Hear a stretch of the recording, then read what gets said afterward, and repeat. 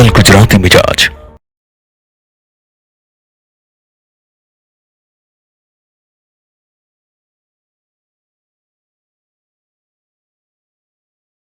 દિલ્હીના દિલમાં કોણ સવારથી જ એ પ્રશ્ન થતો હતો, પરંતુ દિલ્હીના દિલમાં કદાચ મોદી છે એવા એંધાણ દેખાઈ રહ્યા છે। એક બાદ એક સવારથી સતત અપડેટ્સની સાથે અમે તમારી સમક્ષ હાજર છીએ। એક બાદ એક અપડેટ્સ જે સામે આવી રહી છે। બીજેપી સતત આગળ વધતી નજર પડી રહી છે। 27 વર્ષ પછી હવે એવું થશે, જો મતગણતરીમાં સતત આગળ બીજેપી હોય તો પછી હવે આગળના સમયમાં બીજેપીની સરકાર દિલ્હી ખાતે બની શકે છે। નવી અપડેટ સામે આવી છે। દિલ્હીમાં જે બેઠકો પર મતદાનને બાદ હવે મતગણતરી જ્યારે થઈ રહી છે, ત્યારે અત્યાર સુધીમાં 4 રાઉન્ડની મતગણતરી થઈ ચૂકી છે। 7 બેઠકો ઉપર ભાજપ 2000 મતથી આગળ છે, તો બીજી તરફ 14 બેઠકો ઉપર તે માટેનું મતોનું અંતર પણ માત્ર 3000 હોવાનું સામે આવ્યું છે। 9 બેઠકોમાં આમ આદમી પાર્ટી જે 2000 મતથી આગળ થઈ છે।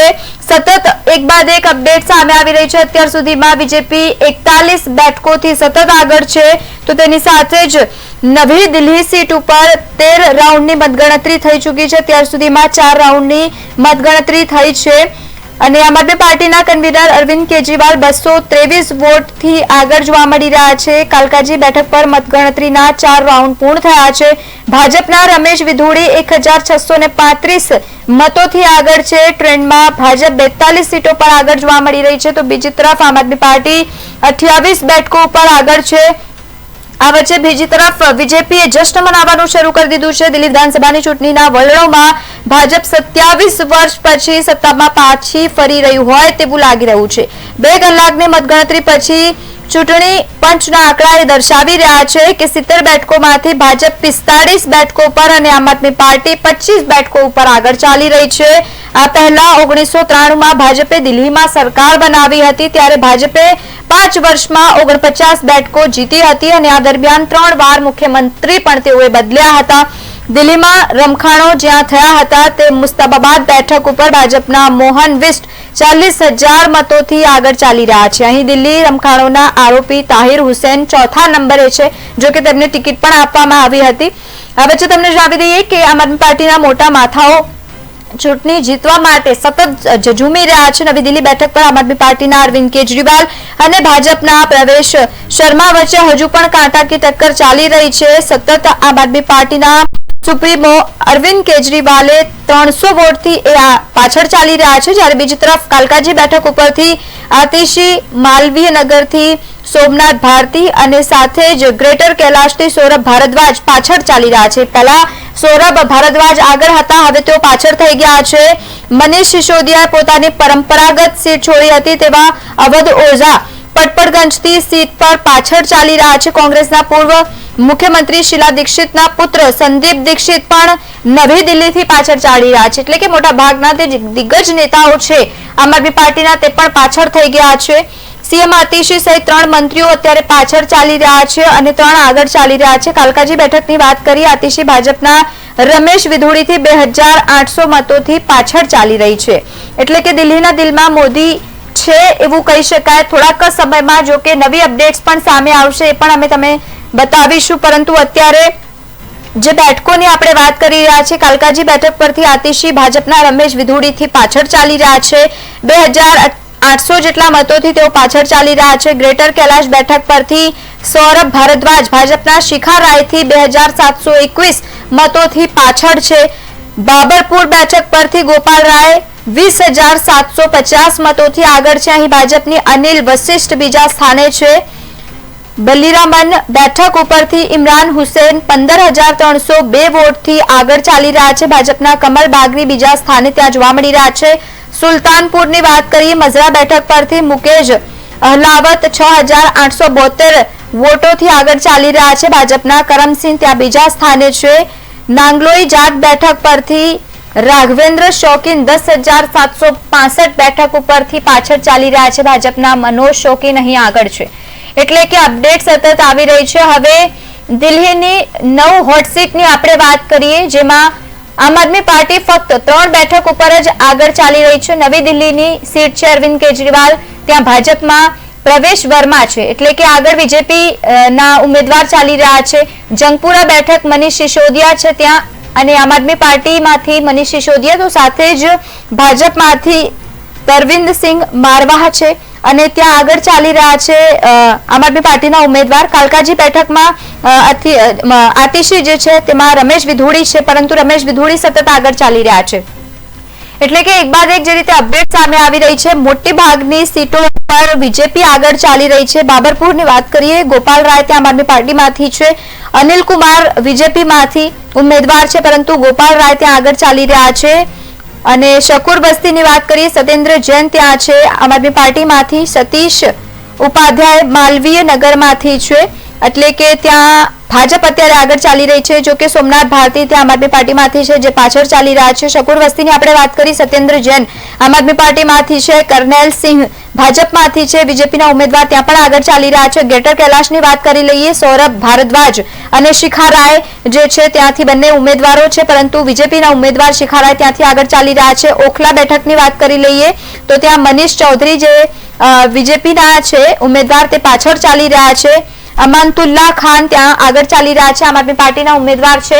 તો બીજી તરફ હવે એક પટપડગંજની વાત કરી લઈએ, અવધ ઓઝા ત્યાં આમ આદમી પાર્ટીમાંથી છે અને સાથે જ અરવિંદસિંહ નેગી જે બીજેપીમાંથી છે। તો સતત બીજેપી પણ ત્યાં આગળ ચાલી રહી છે।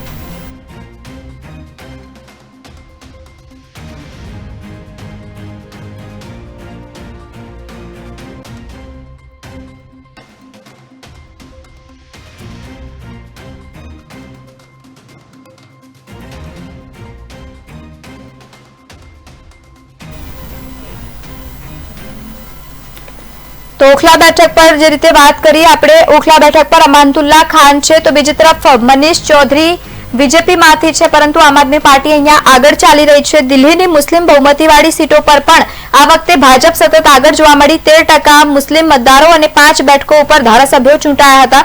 દિલ્હીની મુસ્લિમ બહુમતીવાળી બેઠકો પર ભારે મતદાન આ વખતે થયું છે। આ બેઠક પરથી ભાજપના મનીષ ચૌધરી ચાલી રહ્યા છે આગળ। ચૂંટણી પંચ પ્રમાણે ભાજપ 45 અને આમ આદમી પાર્ટી 25 બેઠકો પર આગળ ચાલી રહી છે। દિલ્હીમાં કોંગ્રેસના સુપડા સાફ થયા છે। એક પણ સીટ હતી જે એ પણ હાથમાંથી જતી રહી છે, એટલે કોંગ્રેસનું ત્યાં ખાતું નથી ખોલાયું। નવી દિલ્હી બેઠક પર અરવિંદ કેજરીવાલ 430 મતથી પાછળ ચાલી રહ્યા છે, એટલે પરિસ્થિતિ કઈ રીતની છે તે વિચારી શકાય છે। હજુ પણ સતત જે મતગણતરી છે તે થઈ રહી છે।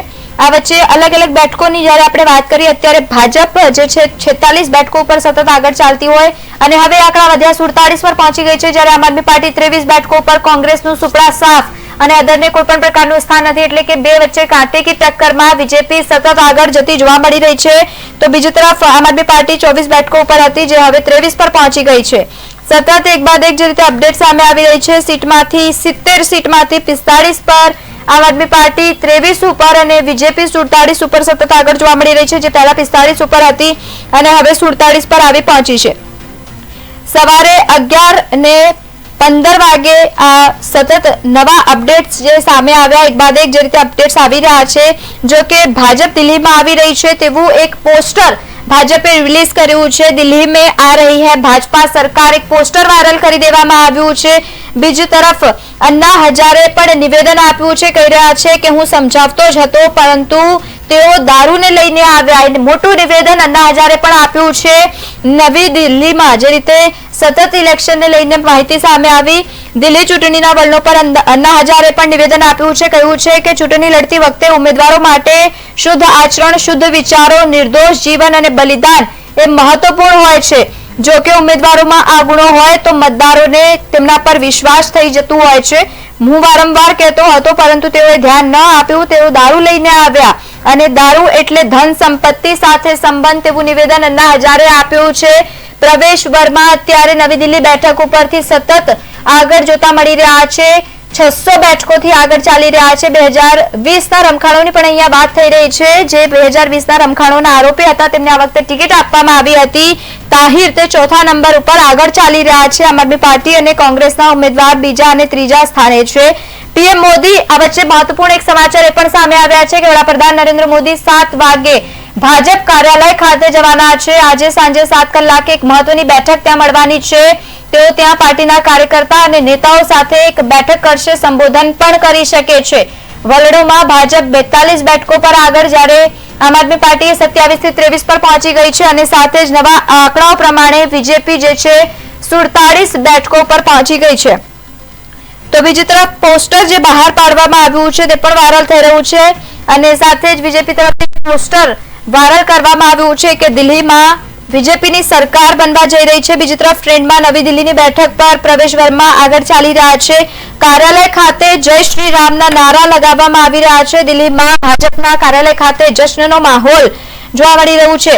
તો બીજી તરફ એક કોંગ્રેસના નેતા જે માફ કરજો સંદીપ દીક્ષિત તેમને એક નિવેદન આપ્યું છે। કહી રહ્યા છે કે લોકોના નિર્ણયને અમે સ્વીકારીશું। એટલે કે એક તરફ જ્યાં કોંગ્રેસ ખાતું પણ નથી ખોલાવી શકી ત્યાં કોંગ્રેસના નેતાએ નિવેદન આપ્યું છે। તેના પહેલા જો કે પ્રિયંકા ગાંધી તરફથી પણ પૂછવામાં આવ્યું હતું, તેમને કહીને ટાળી દીધું કે મેં અત્યાર સુધી રિઝલ્ટ્સ નથી જોયા।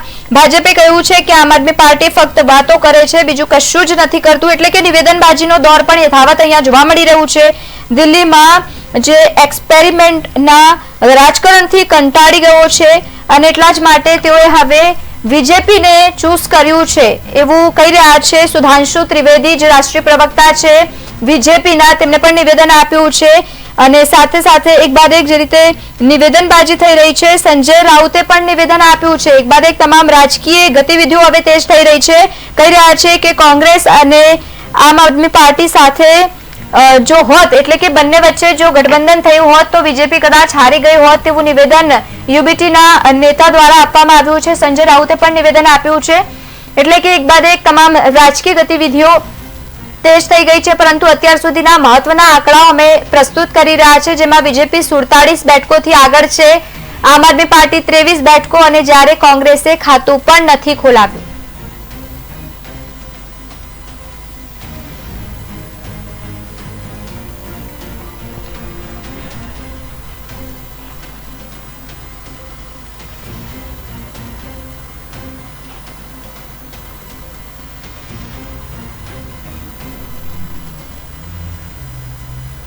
તો બુલેટિનમાં બસ આટલું, પરંતુ પડે પડની અપડેટ સાથે આપ જોડાયેલા રહો પાટનગર ન્યૂઝ સાથે। ફરી મળીશું।